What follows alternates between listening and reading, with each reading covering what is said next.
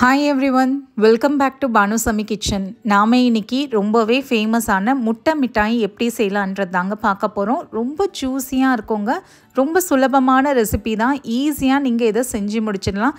வீட்ல கோவா இருந்தாலே போதும், பால் கோவா இருந்தாலே போதும். அவ்வளோ ஈஸியா செஞ்சு முடிச்சிடலாம். வாங்க எப்படி செய்யலாம்ன்றதை பார்ப்போம். வீடியோக்குள்ள போறதுக்கு முன்னாடி மறக்காம Subscribe பண்ணுங்க and bell icon-ஐ click பண்ணுங்க. First நம்ம பாதாம் அரைச்சிக்கலாங்க. ஒரு 15லேருந்து 20 பாதாமை சுடு தண்ணியில் அரை மணி நேரம் ஊற வச்சுட்டு அதோடைய தோல் எல்லாத்தையும் நீக்கிடுங்க. இதை மிக்ஸி ஜாரில் சேர்த்துட்டு இது கூடவே கொஞ்சமாக பால் சேர்த்து இதை நல்லா மைய அரைச்சி எடுத்துகிட்டு வந்துடுங்க. கொரப்பாக இருந்தாலும் பரவாயில்லைங்க, ஓரளவுக்கு அரைச்சி எடுத்துகிட்டு வந்தால் போதும். பாருங்கள், இந்த அளவுக்கு கொஞ்சம் பேஸ்ட்டாக இருக்கணும். அங்கங்கே பாதாம் இருந்தால் பரவாயில்ல. இது ஒரு பக்கமாக வச்சுருங்க. அடுத்து ஒரு மிக்ஸி ஜார் எடுத்துக்கோங்க. இதில் 1 கப் அளவுக்கு சர்க்கரை சேர்த்துக்கோங்க. 200 கிராம் அளவுக்கு சேர்த்துருக்கேன். 3 ஏலக்காவை சேர்த்து இதையும் ஃபைன் பவுடராக அரைச்சி எடுத்துகிட்டு வந்துடுங்க. இப்போ ஒரு கடாயை எடுத்துக்கோங்க. இதில் நம்ம அரைச்சி வச்சுருந்த பாதாம் விழுதை சேர்த்துட்டு இதில் நம்ம அடுத்து கோவா தாங்க சேர்க்க போகிறோம். நான் பால்லாம் இதை ரொம்ப நேரம் கிண்டி கோவாவை ரெடி பண்ண போகிறதில்ல. டைரெக்டாக கடையில் இந்த மாதிரி கோவான்னு கிடைக்குது, அன்ஸ்வீட்டன் கோவா. இது மில்கி மிஸ்ட் பிராண்டு. பால் நீங்கள் திக்காக வாங்கினீங்கன்னா ஒரு 60 ரூபா ஆகுங்க. இது 90 ரூபா.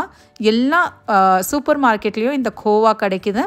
இதை அதே மிக்ஸி ஜாரில் கொஞ்சம் கொஞ்சமாக சேர்த்துட்டு லைட்டாக பல்ஸ் மோடில் அரைச்சி எடுத்துகிட்டு வந்துடுங்க. ரொம்ப மைய அரைக்காதீங்க, பல்ஸ் மோடில் சாஃப்ட் ஆகிற வரைக்கும் அரைச்சி எடுத்துகிட்டு வந்துடுங்க. பாருங்கள், இந்த அளவுக்கு ஆனதுக்கப்புறம் இதையும் நம்ம அந்த பாதாம் விழுதுலையே சேர்த்துட்டு இதில் 1/4 கப் அளவுக்கு நெய் சேர்த்துக்கோங்க. ஒரு 50 கிராம் அதுக்கும் கம்மியாக நீங்கள் சேர்த்துக்கலாம். கொஞ்சமாக குங்குமப்பூ சேர்த்துட்டு இதை நம்ம நல்லா கைவிடாமல் கிண்டிக்கிட்டே இருக்கணுங்க. நல்லா ஒரு கரண்டியாலேயோ இல்லைனா இந்த மாதிரி ஸ்பேட்டுலாவாலேயோ நல்லா இந்த மாதிரி கிண்டி விட்டுக்கோங்க.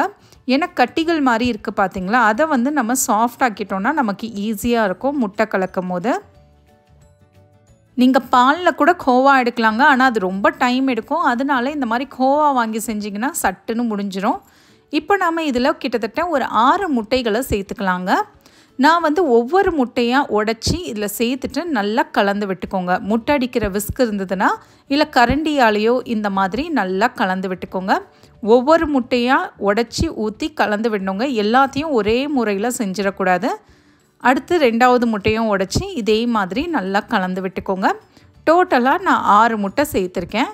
இது முட்டைலாம் இவ்வளோ சேர்க்குறோமே, முட்டை வாசனை வரும்னா அதெல்லாம் எதுவும் வராதுங்க. நம்ம இதை நல்லா குக் பண்ணிவிடுவோம். பாருங்கள், எல்லா முட்டைகளையும் நான் சேர்த்துட்டேன். கன்சிஸ்டன்சி பார்த்துக்கோங்க.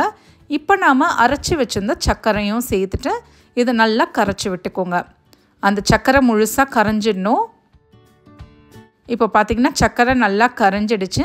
இப்போ நாம் இதை அடுப்பு தீயை ஆன் பண்ணிவிட்டு லோ ஃப்ளேமில் இதை நம்ம கைவிடாமல் கலந்து விட்டுட்டு இருக்கணுங்க.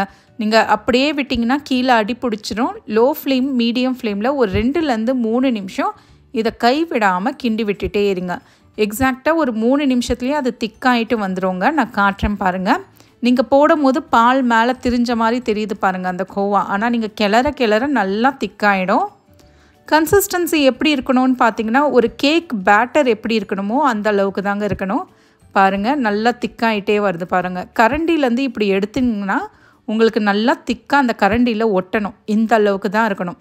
கட்டிகளும் ஃபார்ம் ஆகிடக்கூடாது. அதுக்கு முன்னாடியே நீங்கள் எடுத்துடணும். ஒரு 3 நிமிஷம் நீங்கள் கிண்டிங்கனாலே போதும். 3லேருந்து 4 நிமிஷம். இப்போ அடுப்பை அணைச்சிடுங்க. இதை நான் கிளாஸ் பாத்திரத்தில் தான் போட்டு பேக் பண்ண போகிறேன். நீங்கள் எந்த பாத்திரம் வேணாலும் எடுத்துக்கலாங்க, ஆனால் அவனில் வைக்கிற பாத்திரமாக எடுத்துக்கோங்க. கொஞ்சமாக அதில் நெய் தடவிட்டு நம்ம எடுத்து வச்சுருந்த அந்த முட்டை மிட்டாய் விழுதை அதில் சேர்த்துக்கோங்க. இது சூடாகவே அப்படியே டைரெக்டாக நம்ம பேக் பண்ண போகிறோங்க. நீங்கள் 8 இன்ச்சு 9 இன்ச்சு பேன் கூட இதில் சேர்த்துக்கலாம், இல்லை ரவுண்டான இன்ச் பேன் கூட சேர்த்துக்கலாம். மேலே கொஞ்சமாக பாதாம் பிஸ்தா எது வேணாலும் சேர்த்துக்கோங்க. இதுக்கு மேலே கொஞ்சமாக நெய் சேர்த்துக்கோங்க. அப்போ தான் மேலே அந்த கலர் வருது பார்த்தீங்களா, டார்க் கோல்டன் கலரில் வரும். ஒரு 3-4 டேபிள் ஸ்பூன் நெய் சேர்த்துட்டு இதை நம்ம அவனில் தாங்க பேக் பண்ண போகிறோம். ஏன்னா முட்டை மிட்டாய் அவனில் பேக் பண்ணால் தான் கரெக்டாக இருக்கும். இப்போ நாம் இதை அவனில் வச்சிடலாங்க. அவனை ஒரு 150 டிகிரிக்கு ப்ரீ ஹீட் பண்ணிக்கோங்க. நான் ஆல்ரெடி அவனை ப்ரீ ஹீட் பண்ணி வச்சுருக்கேன். அவன் நல்லா சூடாக இருக்குது. 180 டிகிரி செல்சியஸில் இது நம்ம ப்ரீ ஹீட் பண்ணதுக்கப்புறம் இந்த பேனை உள்ளே வச்சுட்டு 180 டிகிரி செல்சியஸில் கிட்டத்தட்ட 40 நிமிஷம் அப்படியே வைங்க. 30லேருந்து 40 நிமிஷம் அப்படியே இருக்கட்டும். 40 நிமிஷத்துக்கு அப்புறம் பாருங்கள் நல்லா பேக்காக இருக்கும். நீங்கள் ஒரு குச்சியை வச்சு குத்தி பார்த்தீங்கன்னா க்ளீனாக இருக்கணுங்க. அந்த அளவுக்கு தான் இருக்கும். மேலே கலரும் சேஞ்ச் ஆகிருக்கு. இது கம்ப்ளீட்டாக ஆறட்டுங்க. ஒரு 2லேருந்து 3 மணி நேரம் இது கம்ப்ளீட்டாக ஆறினதுக்கப்புறம் நம்ம கட் பண்ண ஸ்டார்ட் பண்ணலாம். இப்போ பார்த்திங்கன்னா இது நல்லா ஆறிடுச்சு. ஆறினதுக்கப்புறம் எந்த சைஸில் வேணுமோ நீங்கள் அதை கட் பண்ணிக்கலாம். நீங்கள் வந்து இது ஷாப்லாம் வைக்க போகிறீங்கன்னா கூட இதே ரெசிப்பியை டபுள் ட்ரிபிள் ஆக்கி கூட செய்யலாங்க. அந்த அளவுக்கு டேஸ்ட்டாக இருக்கும்.